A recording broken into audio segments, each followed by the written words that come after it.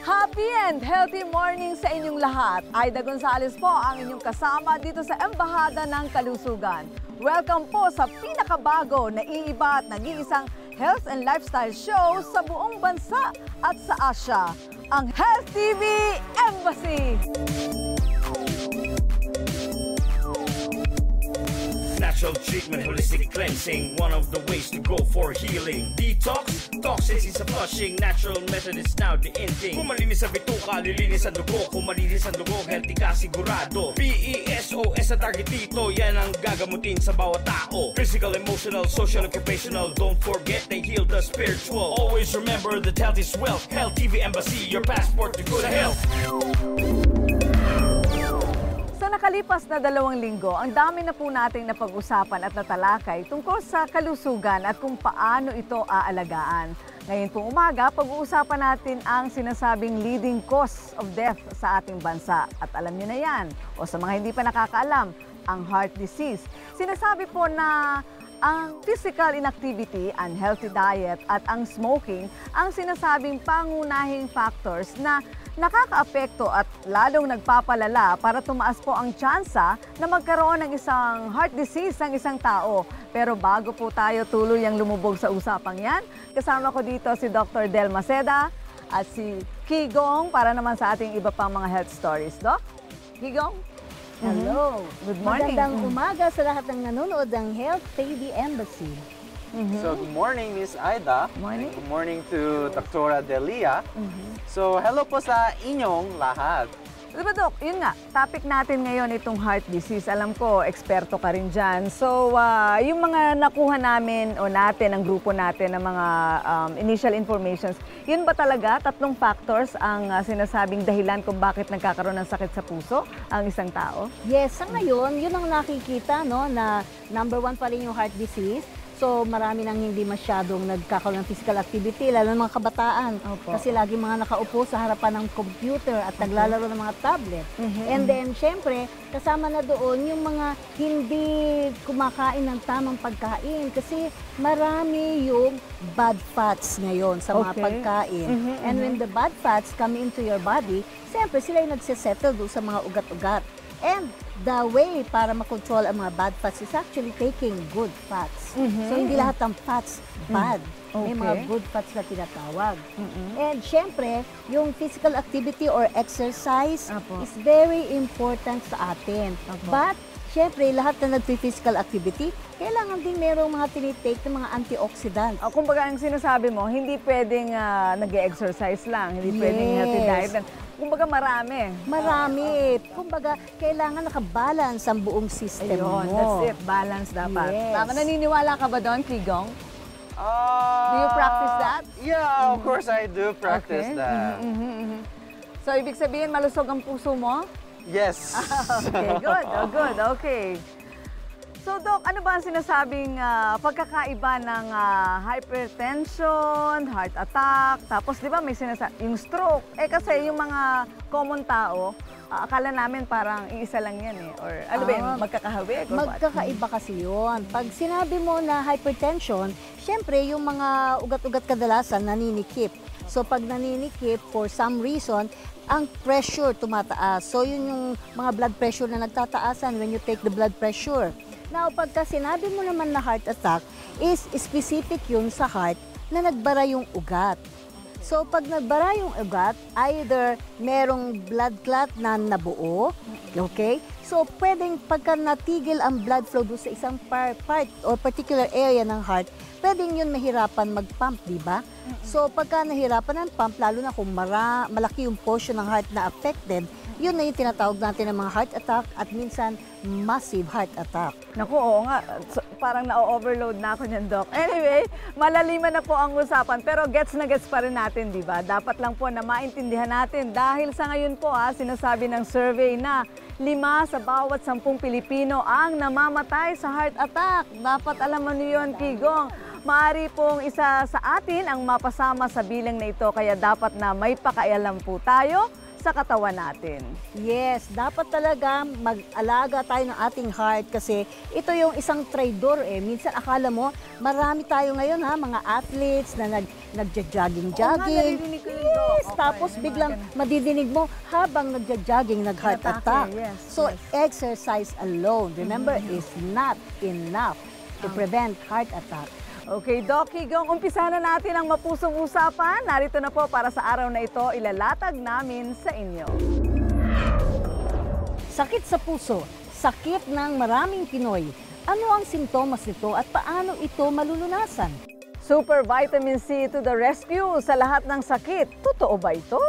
Alamin ang inuming tumutulong sa digestion at nagpapababa ng cholesterol sa kitchen medicine. Tampok sa Pinoy Innovation featuring That's My Doc. Ano ang laman ng mga lalagyang ito? Buksan natin isa-isa at siguradong magugulat ka. Tamang pagig, gym act, pagig exercise, tara na. Let's get physical! At Tale of Survivor, ikukwento ang kanyang bagong tsansa sa buhay. Ang lahat ng yan ibibida ngayon na dito sa... Health TV Embassy! O ayun po, magandang story itong tungkol sa cardiovascular diseases. Malaking bilang po ang 21% pala ng kamatayan sa bansa ay dahil sa sakit sa puso. Ano ba ang rason bakit marami ang may sakit sa puso? Paano ba natin ito malalabanan? Dr. Del, paano ba yun po? Yes, sa ngayon, napakadaming may sakit sa puso kasi ang stress ngayon medyo kakaiba. Diba? Dahil sa stressful ang buhay at lagi ka naghahabol, lalo na kapag may mga namamasukan at may trabaho, hindi ka rin masyadong nag-aasikaso ng pagkain mo. So, hindi na rin tama ang kinakain ng mga tao. Tapos, ng dami-daming fast food ngayon. Wala namang fast food na nagsaserve ng prutas at ng gulay, bibihira. So, nagsasuffer na rin yung quality ng food kasi sa labas hindi available yung tamang pagkain. Okay. Diba? Ayun pala. So talagang konektado pala. Again, babalik tayo dun sa healthy diet. Yes, Kung kasama kahit pa rin puso siya. pa rin yung pag-uusapan. Oo. Okay. Kasi sinasabi mo kanina, maraming sobrang busy, tapos nai-stress na. And then, yun nga, yung kung ano-ano na lang pagkain, sabi mo Yes. fast food na, kung ano-ano na lang pagkain ang kinakain ng mga tao. So, ang bagsak, ayun, Pagkain pa rin na hindi pagkain pa rin. tama. Okay. So, paano maiiwasan to? Diet pa rin, what else? Well, syempre kailangan siguro yung dissemination ng information sa tao kasi marami ngayon yung mga taong maraming hindi talaga alam. Alam lang nila kumain. Pero yung quality ng food, hindi na nila alam piliin yun, yung amount ng food, yung timing ng food. Tapos din, syempre, after yung work mo, kailangan meron ka din yung sleeping time. Mali na rin mga sleeping time natin kasi di ba Opo, maraming yeah. internet hanggang madaling araw, pati mga bata. Oo. So, Kaya- that gives an additional physical stress. Kaya lang, Dok, di ba, ang problema, baka hindi kaya ng economy natin. Kasi yung mga tao, ang kaya lang or ang afford, yung mga pagkaing mababa yung presyo. Pero rason ba yon? Meron bang murang pagkain pero healthy? Marami naman ding gulay na hindi ganun kamahalan, di ba? Sa bagay. Andiyan ang talong, sitaw, Yes, etc. Bahay oo. kubo lang, pwede na, di ba? Yes, lahat na nasa song na yun, di ba? Okay. Ano ba yung sinasabing mga symptoms kung ikaw ay meron ng sakit sa puso? Ang kadalasan yan kasi yung parang may konti lang na pamimigat sa umpisa. O kaya minsan nagkakaroon ka din ng mga irregular na heartbeat.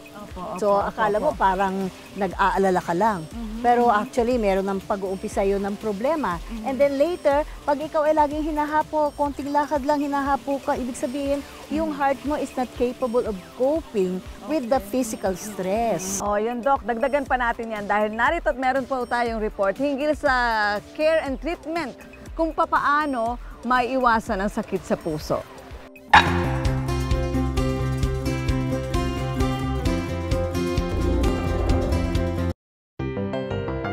Chain smoker ka ba? Stop, look, and listen mga kababayan dahil mas maganda na umiwas sa sakit at atake sa puso. It's actually very common naman talaga ang heart disease or heart problem. Ano yung mga risk factors? Being a male is a risk factors. Tapos age, family history. Tapos yung mga kinakain natin, high in cholesterol or high fatty foods is also a risk factor. Tapos genetics, could also be a risk factor. Ang pagka-damage ng layers at inner lining ng mga arteries ang factor kung bakit nagkakaroon ng sakit sa puso. Kaya naman kung meron ka ng nararamdaman, mainam na magpakonsulta na sa isang cardiologist. Usually kasi we see heart attack in the elderly. Pero we also see at times heart attack in the younger ones, especially if they have family history of heart disease or tinatawag namin sa English, premature CAD or premature coronary artery disease. Usually, kapag yung first degree relative o yung mga magulang mo nagkaroon ng heart attack, kung sa babae at the age of 55, less than 55, nagkaroon na ng heart attack, ibig sabihin na high risk rin yung pasyente magkaroon ng heart attack. Sa lalaki naman, first degree relative or yung parents niya nagkaroon ng heart attack at the age of less than 65 pag lalaki. So, risk factor din yun para din sa pasyente. Ang mga taong merong mataas na risk factor na pwedeng magkaroon ng heart disease ay ang mga nagkakaedad na kung saan nagsisimulang humina ang mga ugat sa puso. Namamana rin daw ito kung ang pamilya mo ay may history ng heart disease. Risk factor din ang paninigarilyo. Merong chemical na carbon monoxide ang sigarilyo. Nakakasira daw ito sa inner lining ng arteries. Nagkakaroon din ng heart disease ang mga taong mahilig sa makolesterol, maalat at matamis na pagkain. Mas marami ding lalaki ang nagkakasakit sa puso kumpara sa babae. Prone ang babae sa sakit na ito sa oras na siya ay magmenopause. Mas high risk ang mga taong high blood pressure at high cholesterol level. Kasama din sa mga taong prone magkasakit sa puso ay ang mga taong may sakit ng diabetes at obese. Kasama na dito ang mga taong walang ehersisyo at laging nai-stress. Karamihan din sa nagkakaroon ng sakit sa puso ang mga taong merong poor hygiene at poor dental care. If you have early signs that or you're suspecting that probably you're having a heart problem, heart disease, so consult a doctor. You will be consulting a cardiologist para at least ma-address kagad if a heart problem ba or hindi. Especially if siguro i-stress lang natin or emphasize lang natin, especially kung merong kang risk factors. We are highly suspecting the patient is having a heart attack. Then, we can give aspirin. At sa oras na maramdaman mo ang ilang sintomas na nabanggit, sumangguni ka na agad sa isang cardiologist para maiwasan ang kinatatakutang heart attack. Kailangan talaga ng regular check-up with your doctor. Minsan talaga makulit nga tayo, no? Pero siguro baguhin natin yung kultura na huwag tayong masyadong matakot sa hospital, sa doctor, sa gastos. Kasi kapag later on, kapag inatakot ka sa puso, mas malaki actually magagastos natin. Ang the best pa rin is prevention. Yung mga kinakain natin, that's one factor that we can improve para hindi tayo magkaroon ng mga heart disease.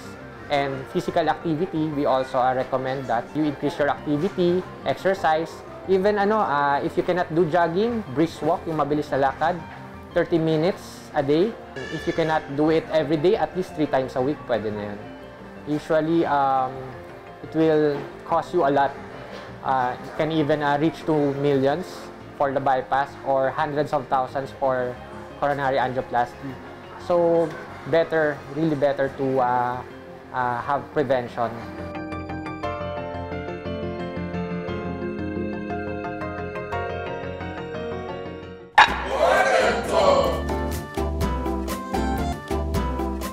Heart o puso ang tawag sa akin.